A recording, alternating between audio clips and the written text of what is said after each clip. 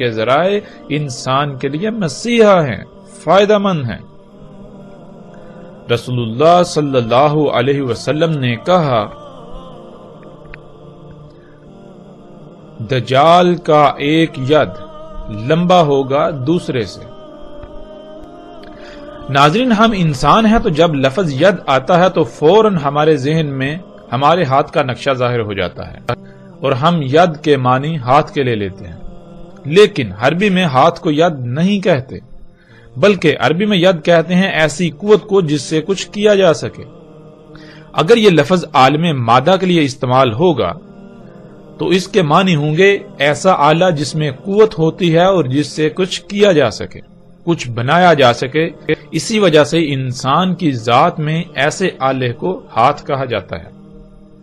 اور اگر یہی لفظ عالم نور کے لیے استعمال ہوگا یا عالم نار کے لیے استعمال ہوگا تو وہاں وہ عالم مادہ سے ماورا ہوگا۔ مثال کے طور پر آج ہم پہاڑوں کو اپنی آنکھوں سے دیکھتے ہیں، لیکن اگر ایسا ہوتا کہ پہاڑ اللہ کے غیب میں سے ہوتے، یعنی انسان انہیں نہیں دیکھ سکتا، انسان انہیں نہ دیکھ سکتا ہوتا اور پہاڑوں کے لیے لفظ ید کا استعمال کیا جاتا تو انسان یہی سمجھتا کہ جبال نامی مخلوق کے بھی ایسے ہی ید یعنی ہاتھ ہوتے ہیں جیسے ہمارے ہیں، جیسے انسان کے ہیں، لیکن حقیقت اس کے بالکل برعکس ہے۔ لفظ ید کے سب سے آسان معنی یہ ہے کہ جو خصوصیات انسان کے ہاتھ میں پائی جاتی ہیں، جیسے اس سے کچھ پکڑا جاتا ہے، اٹھایا جاتا ہے، اٹھا کر ادھر ادھر رکھا جاتا ہے، دھکیلا جاتا ہے وغیرہ، جس شے میں بھی یہ خصوصیات یا ایسی قوت پائی جائے وہ شے ید کہلائے گی۔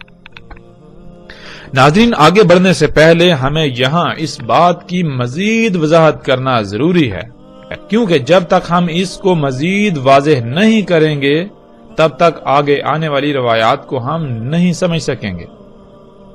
آگے آنے والی روایات میں ایسے الفاظ موجود ہیں جن کو سمجھنے کے لیے ہمیں یہ علم ہونا چاہیے کہ عربی کیا ہے۔ ناظرین، دین کو سمجھنے اور بالخصوص فتنہ دجال سمیت ساتھ کی علامات سے متعلق تمام معاملات کو سمجھنے کے لیے یہ بہت ضروری ہے کہ ہم سب سے پہلے عربی زبان کی اہمیت کو جان لیں۔ عربی کیا ہے؟ عربی دنیا کی واحد ایسی زبان ہے جس کا ترجمہ دنیا کی کسی بھی زبان میں نہیں کیا جا سکتا۔ عربی دنیا کی واحد ایسی زبان ہے جو ہر وقت اور ہر شے کا احاطہ کرتی ہے، یعنی مثال کے طور پر آج کوئی ایسی شے جس کا وجود نہیں اور کل کو وہ وجود میں آتی ہے تو اس شے کا کوئی نہ کوئی نام تجویز کیا جائے گا جو پہلے سے اس زبان میں موجود نہیں ہوگا۔ جیسے کہ ہم گاڑی ہی کو لے لیں، اردو میں لفظ گاڑی کے وجود سے پہلے اپنا کوئی وجود نہیں رکھتا تھا۔ اسی طرح انگلش میں لفظ کار کی تخلیق سے پہلے اپنا کوئی وجود نہیں رکھتا تھا۔ جب شے وجود میں آئی اس کے بعد یہ لفظ وجود میں آیا۔ لیکن عربی دنیا کی واحد ایسی زبان ہے جو اس خامی سے بالکل پاک ہے۔ عربی دنیا کی واحد ایسی زبان ہے جس کا ہر لفظ بہت ہی وسعتوں کا حامل ہے۔ کوئی بھی شے جو پہلے وجود نہیں رکھتی تھی اور بعد میں وجود آئے گی یا بعد میں وجود آئے، عربی میں اس کا نام پہلے سے ہی طے کر دیا گیا۔ یعنی عربی میں آپ کسی بھی لفظ کا اضافہ نہیں کر سکتے۔ جو بھی نئی ایجاد آپ کریں گے اس کے لیے پہلے سے ہی عربی میں نام موجود ہوگا۔ البتہ اس شے کی الگ سے پہچان اور نشاندہی کے لیے آپ الگ سے کوئی لفظ ایجاد کر سکتے ہیں، مگر وہ لفظ عربی زبان کا حصہ نہیں ہوگا اور نہ ہی وہ لفظ عربی کہلائے گا، بلکہ وہ کسی اور زبان کا لفظ عربی لہجے کے ساتھ روزمرہ کے استعمال میں لایا جائے گا۔ جیسے لفظ فیس بک یا ٹویٹر کو ہی لے لیا جائے، جب عربی کے اصل سے ان کے لیے کوئی لفظ استعمال کیا جائے گا تو وہ لفظ استعمال کیا جائے گا جو فیس بک اور ٹویٹر وغیرہ کی صفات کا احاطہ کرے۔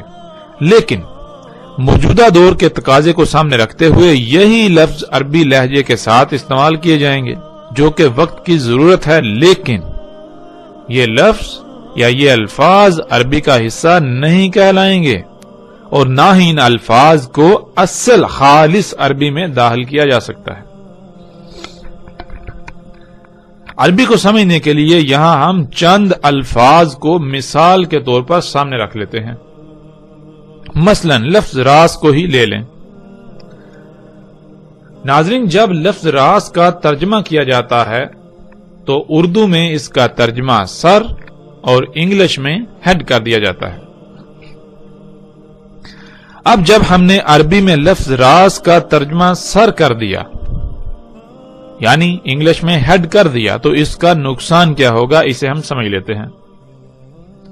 مثال کے طور پر اگر آپ کے سامنے آپ کا دشمن موجود ہو اور آپ اپنے بھائی کو کہیں کہ وہ سامنے موجود دشمن کے راس میں گولی مارے، تو وہ اس کے سر میں گولی مارے گا۔ لیکن اگر آپ کے سامنے اونٹ ہو اور آپ اپنے بھائی کو کہیں کہ وہ اونٹ کے راس میں گولی مارے، تو وہ اونٹ کے سر میں گولی مار دے گا، کیونکہ اس کو بتایا گیا کہ راس کا ترجمہ سر ہے۔ لیکن اگر آپ کسی عرب کو یہ کہیں کہ وہ اس دشمن کے راس میں گولی مارے، تو وہ گولی اس کے سر میں مارے گا، مگر جب آپ اسے کہیں گے کہ وہ اونٹ کے راس میں گولی مارے، تو وہ اونٹ کے سر میں نہیں بلکہ اونٹ کی کوہان جو چوٹی نظر آتی ہے اس میں گولی مارے گا۔ اب سوال یہ پیدا ہوتا ہے کہ جب آپ نے اپنے بھائی کو حکم دیا کہ اونٹ کے راس میں گولی مارو، تو اس نے اونٹ کے سر میں گولی ماری، لیکن جب وہی حکم ایک عرب کو دیا تو اس نے اونٹ کے سر کی بجائے اس کی کوہان میں گولی ماری۔ آخر ایسا کیوں؟ اس کا جواب یہ ہے کہ جب ہم نے راس کا ترجمہ سر کر دیا تو اس سے مراد سر ہی ہوگا۔ سر ایک محسوس عضو کو کہتے ہیں، جسم کے ایک مخصوص حصے کو کہتے ہیں، خواہ وہ کسی کا بھی ہو۔ لیکن عربی میں راس سر کو نہیں کہتے، بلکہ عربی میں راس کسی بھی شے کے بلند ترین مقام کو کہتے ہیں، یعنی عربی میں راس کہتے ہیں چوٹی کو، کسی بھی شے کی چوٹی، ہائیسٹ پوائنٹ، کسی بھی شے کی پیک کو۔ جب یہ لفظ انسان کی ذات کے لیے استعمال کیا جائے گا تو اس کا مطلب یہ ہوگا کہ انسان کی ذات کا سب سے بلند ترین مقام، اور وہ مقام ہے انسان کا سر۔ اسی طرح اس کے برعکس جب یہ لفظ اونٹ کے لیے استعمال کیا جائے گا تو اونٹ میں جو اس کا بلند ترین مقام ہے، جو اس کی چوٹی ہے، وہ ہے اس کی کوہان، اس لیے کوہان کو راس کہا جائے گا، نہ کہ اونٹ کے سر کو۔ اب ناظرین، اب یہ تصور کریں کہ جب اس لفظ کا، عربی کے لفظ راس کا ترجمہ سر انگلش میں ہیڈ کر دیا تو اس کا نقصان کیا ہوگا، یہ آپ کے بالکل سامنے ہے۔ یہ وہ وجہ ہے جس وجہ سے عربی کا ترجمہ کرنا ناممکن ہے، لیکن اس کے معنی بیان کیے جاتے ہیں۔ معنی کیا ہیں؟ معنی یہ ہیں جیسے ہم نے ابھی بیان کیا کہ راس کہتے ہیں کسی بھی شے کے بلند ترین مقام کو، اور جب ہم ترجمہ کر دیں تو پھر یہ لفظ ہم صرف اور صرف انہی مخلوقات کے لیے استعمال کر سکیں گے جن کا سر ہوتا ہے، مگر عربی کا یہ لفظ راس کائنات کی کسی بھی شے کے لیے استعمال ہو سکتا ہے، خواہ اس کا انسان یا جانوروں کی طرح کا سر ہو یا نہ ہو۔ اس سے ناظرین آپ کو بالکل واضح ہو جائے گا کہ عربی کا ترجمہ کرنا بالکل ناممکن ہے۔ اسی طرح ناظرین، جیسا کہ ہماری روایت میں لفظ ید آیا تھا، اس لفظ کو لے لیں جس کا ترجمہ ہاتھ کیا جاتا ہے۔ جب اس کا ترجمہ ہاتھ کر دیا جائے تو ناظرین یہ لفظ نمبر 1 محدود ہو جائے گا، یعنی آپ صرف اور صرف اس لفظ کو ان مخلوقات کے لیے استعمال کر سکیں گے جن کا ہاتھ ہوتا ہے۔ اور دوسری بات ناظرین یہ کہ اگر یہ لفظ کسی دوسری ذات، جیسے کہ قرآن میں اللہ سبحانہ و تعالیٰ کی ذات کے لیے بھی یہ لفظ استعمال ہوا ہے، اور جب ہم اس لفظ کا ترجمہ ہاتھ کر لیں گے تو ہمیں ایسے تمام مقامات پر اس کا ترجمہ پھر یہی لینا پڑے گا، اس سے مراد ہاتھ ہی لینا پڑے گا، جو کہ بالکل غلط ہوگا، ہمیں ہدایت کی بجائے گمراہی کی طرف لے جائے گا۔ ناظرین، ید کہتے ہیں جس میں قوت ہوتی ہے، جس سے کوئی کام کیا جا سکے، اور اگر یہ لفظ عالم مادہ کے لیے یعنی مادی دنیا کی اشیاء کے لیے استعمال کیا جائے گا تو اس سے مراد کوئی ایسا آلہ ہوگا، ایسا ٹول ہوگا جس میں قوت ہوتی ہے، جس سے کچھ کیا جا سکتا ہے، جس سے کچھ پکڑا جا سکتا ہے، اٹھایا جا سکتا ہے، کچھ بنایا جا سکتا ہے، کچھ کھولا یا بند کیا جا سکتا ہے، یعنی کچھ بھی کام کیا جا سکتا ہے۔ انسان کے جسم میں اللہ سبحانہ و تعالی نے ایسی خصوصیات کا حامل جو عضو خلق کیا ہے وہ انسان کے ہاتھ ہیں، اس لیے انسان کے ہاتھوں کو ید کہا جاتا ہے۔ جب یہ لفظ مادی اشیاء کے لیے استعمال کیا جائے گا یعنی عالم مادہ کے لیے استعمال کیا جائے گا تو اس کا معنی یہ ہوگا کہ کوئی ایسا ٹول، کوئی ایسی شے، کوئی ایسا آلہ جس میں وہ صلاحیتیں ہوتی ہیں جو صلاحیتیں انسان کے ہاتھ میں ہیں۔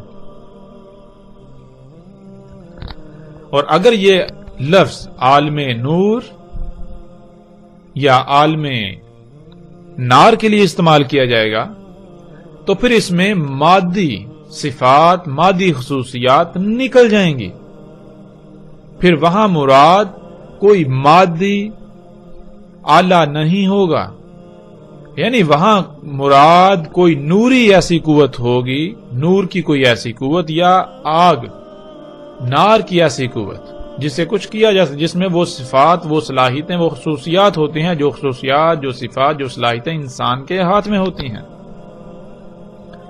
پھر اسی طرح ناظرین لفظ اذان کو لے لیں جس کا ترجمہ کیا جاتا ہے کان۔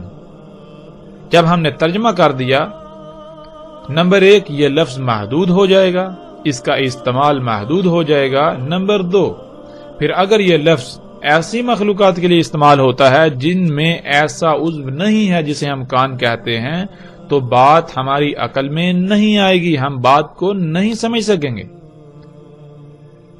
اذان کسے کہتے ہیں؟ عربی میں اذان کہتے ہیں لہروں کو موصول کرنے کا آلہ، اور لہروں کو موصول کرنے والا آلہ اللہ سبحانہ وتعالی نے انسان کی ذات میں جو خلق کیا اسے ہم کان کہتے ہیں۔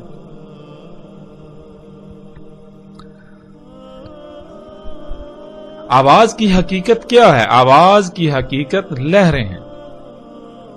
جسے ہم آواز کہتے ہیں، اس آواز کا ہمارے دماغ کے باہر کوئی وجود نہیں ہے۔ ہمارے دماغ کے باہر بنیادی طور پر لہریں ہیں جنہیں ہم آواز کی لہروں کا نام دیتے ہیں، یا انگلش میں ساؤنڈ ویوز۔ یہ لہریں سفر کرتی ہیں۔ جب یہ لہریں کسی ایسے آلے سے ٹکراتی ہیں جو ان کو موصول کرنے کی صلاحیت رکھتا ہے تو انہیں وصول کر لیتا ہے، اور ایسا آلہ اللہ سبحانہ و تعالیٰ نے ہماری ذات میں جو خلق کیا انہیں ہم کان کہتے ہیں۔